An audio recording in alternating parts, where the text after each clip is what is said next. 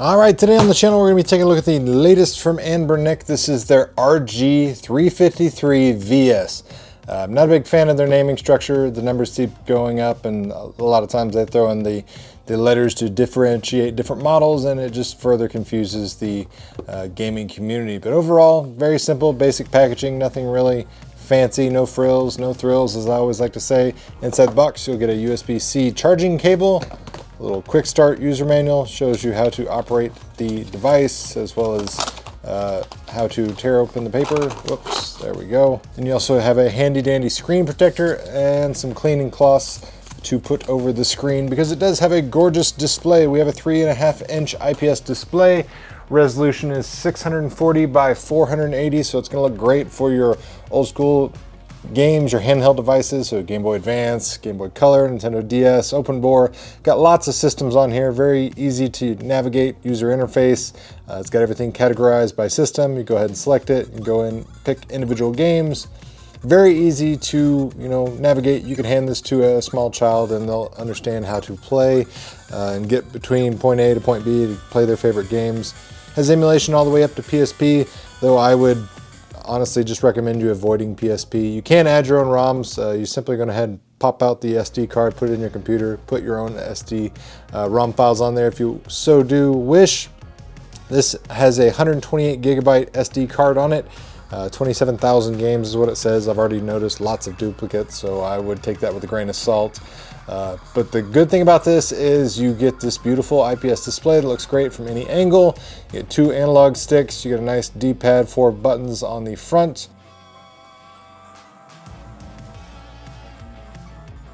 And around the back of the device, we have some nice, more ergonomical triggers for our L and R buttons in the backside. A lot of the Anbernic devices in the past, it's been really shallow, and it's just not really a good feeling to try to pull the triggers and the L and the R buttons on the backside. I actually enjoy this. I like the concave nature of them. It grips the fingers well. It's nice and natural to hold in the hand. D-pad works great. Buttons work great. We have L3 and R3 functionality as well. On the joysticks, we have a single speaker in the front, which actually has a pretty robust sound, so I'm kind of impressed with that. Normally, obviously, we would love to have stereo speakers, but for what it is, and it's Game Boy looking aesthetic, it suits it. Start, select buttons in the middle.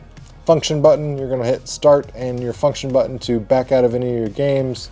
We have our reset button in case it freezes up on you, your power button. Volume up and down on the left side. On the bottom here, we have a single USB-C charging port. On the top side, we have our 3.5mm audio jack, our micro HDMI out, because you can essentially turn this into a functional console. You'll just get a micro HDMI to your television or your monitor, plug it in that way. It automatically gets your image displayed from your handheld device onto your screen, and this also has Bluetooth capabilities, so you can essentially pair a Bluetooth controller and have a functional console that also doubles as a portable handheld device for you. And we have a secondary USB-C port for your OTGs. Like I said, the great thing about this is the simplicity. We got the great design as far as the form factor. It has good emulation all the way up to Dreamcast. Nintendo 64 is a mixed bag, but that's more along the lines because of the emulation for Nintendo 64, not so much the CPU power on this. It's more than capable of running Nintendo 64, but you will have a couple of games where you have to change the emulator because some games run better than others with certain emulators when it comes to Nintendo 64. Like I said, PlayStation Portable, you'll be able to play some of these games and you'll have a pretty good experience. However, with PlayStation Portable being a widescreen format to begin with, really not ideal for this kind of 4:3 setup that's more predicated for your older systems as well as your arcade games, which is great. We got a bevy of them on here, but overall, you got a great controller, you got a great form factor, you got a great price point because it's about $100, which is the best you could hope for in this day and age. So enough talking about it. Let me give you some direct capture and I'll show you some of the emulation performance. And if you're interested in picking one of these up, I'll put a product link down in the video description box below. And then you can be the judge if this is going to be the right device for you.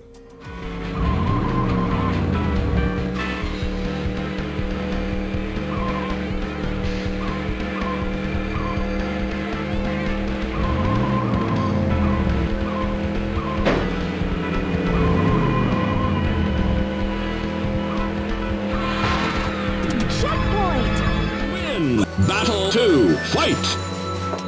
Knockout!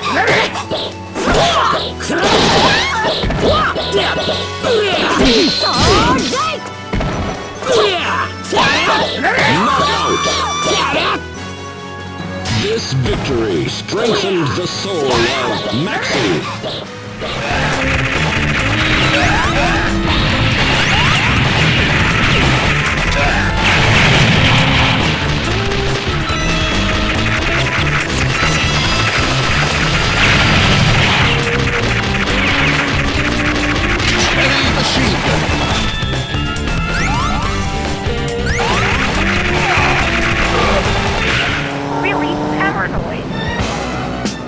Baby, I can't tell if you're a drug addict or a lesbian.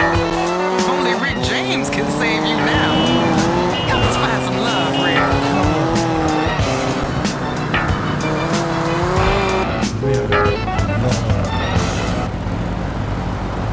Help! I need this. Sorry.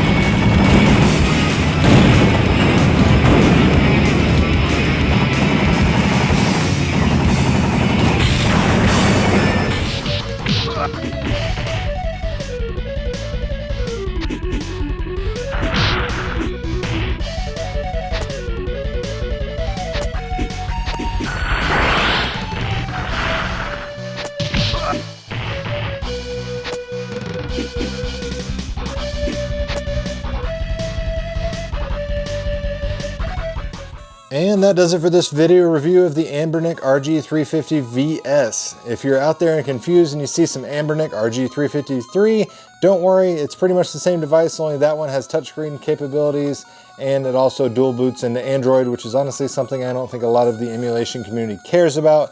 So if you want to save some money, go with the RG353VS over the RG353. But other than that, both are solid devices and you're really probably going to be happy with either one. Let me know your thoughts and opinions down in the comments below. If you enjoyed the content, make sure you hit that like button. Share this video with your friends if you found the information helpful. And as always, thanks for watching, guys. It really means a lot.